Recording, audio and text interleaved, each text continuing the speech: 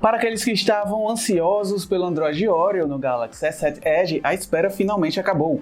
A atualização foi liberada recentemente pela Samsung e, pelo que tudo indica, esta será a última versão do robozinho que veremos neste aparelho. A boa notícia é que a atualização fez muito bem ao Galaxy S7 Edge. Podemos notar que a Samsung Experience 9.0, a mesma versão do S8 e S9, roda muito bem no hardware antigo do aparelho. As animações estão mais ágeis e os aplicativos carregando o conteúdo mais rapidamente, o que aprimora a experiência no geral. Mas para termos uma noção mais clara do quanto o Galaxy S7 Edge melhorou, vamos refazer o nosso teste de velocidade. Aqui abriremos 12 aplicativos em 2 rodadas, cronometrando o tempo pelo próprio dispositivo. O relógio é o primeiro app, seguido de câmera, galeria, configurações, Facebook, WhatsApp, Chrome, Netflix, Spotify, Photoshop Mix e fechando com os jogos Pokémon GO e o Asphalt 8. O hardware do Galaxy S7 Edge pode não ser dos mais potentes da atualidade, mas ele ainda tem fôlego de sobra para lidar com todos esses aplicativos. Sem falar dos 4 GB de RAM, que são suficientes para segurar todos os apps rodando em segundo plano.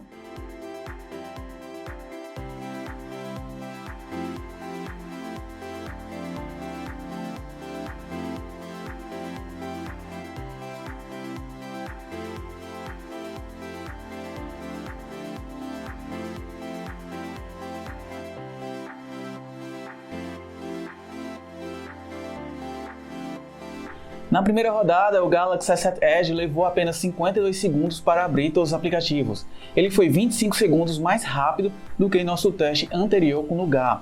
O mesmo se repete na segunda rodada, precisando de apenas 16 segundos contra 22 do teste anterior. Resumindo, o Galaxy S7 Edge ficou 32 segundos mais rápido com o Android Oreo, mostrando que o smartphone da Samsung agora leva menos tempo para carregar o conteúdo dos apps, ao mesmo tempo que reabre os aplicativos mais rapidamente, superando até mesmo o Galaxy S8 e chegando próximo do desempenho do S9. Realmente é algo impressionante. Também rodamos alguns benchmarks para ver se o Android Oreo também conseguiu turbinar o desempenho do Galaxy S7 Edge em testes sintéticos. No AnTuTu tivemos um ganho de 52 mil pontos, mas tenha em mente que o benchmark foi reformulado desde o nosso último teste, tendo sua pontuação superior também em outros aparelhos testados. No Geekbench também tivemos uma pontuação maior com o Oreo, tanto no teste com apenas um núcleo quanto nos 8 núcleos em uso ao mesmo tempo. O teste envolvendo a GPU também teve um aumento considerável. E isso também se repetiu com o GFX Bench, que realiza 3 testes em versões diferentes de API gráficas. Vimos que o Galaxy S7 Edge conseguiu resultados consideravelmente superiores comparado ao Nougat. O mesmo também foi visto com o 3D Mark, mostrando que a Mali T880 MP12 do S7 Edge ficou ainda melhor com esta atualização. Usamos a ferramenta GameBench para medir o desempenho em jogos do Galaxy S7 com a atualização do Oreo. O que vemos é que o aparelho continua apresentando ótimo desempenho.